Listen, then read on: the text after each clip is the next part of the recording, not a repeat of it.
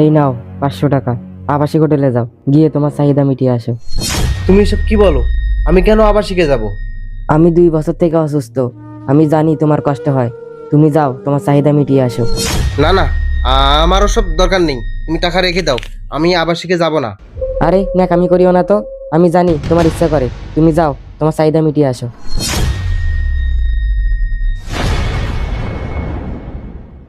এরপর তার স্বামী আবাসিকে না গিয়ে আল্লাহর ঘর মসজিদে গেলেন। নামাজ পড়ে হাত তুলে আল্লাহর কাছে স্ত্রীর সুস্থতা কামনা করলেন, আর তার বইয়ের দেয়া সেই 500 টাকা মসজিদে দান করলেন। স্বামীর সেবায় আল্লাহর রহমতে তার স্ত্রী সুস্থ হয়ে উঠলেন। তারপর একদিন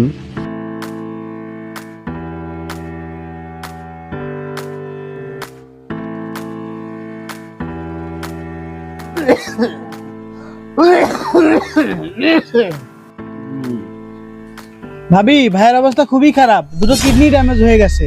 একটু ভালো মন্দ খাওয়ান আর সেবা যত্ন করেন।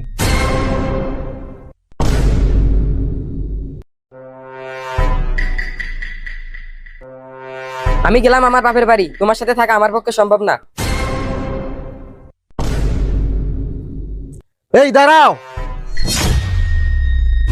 এই, তুমি কি ভাবছো আমি অসুস্থ? আমি আর কোনোদিন সুস্থ হব না, এজন্য তুমি আমাকে ছেড়ে চলে যাচ্ছ? মানে? মানে আসলে আমার কিছুই হয়নি, এসব নাটক।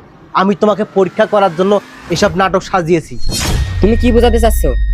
আমি বুঝাইতে চাচ্ছি তুমি আমাকে ভালোবাসো না। যদি তুমি আমাকে ভালোবাসতে তাহলে তুমি আমাকে অন্য মেয়ের কাছে যেতে বলতে না। হ্যাঁ, যেতে বলেছি, আর তুমিও তো গেছো।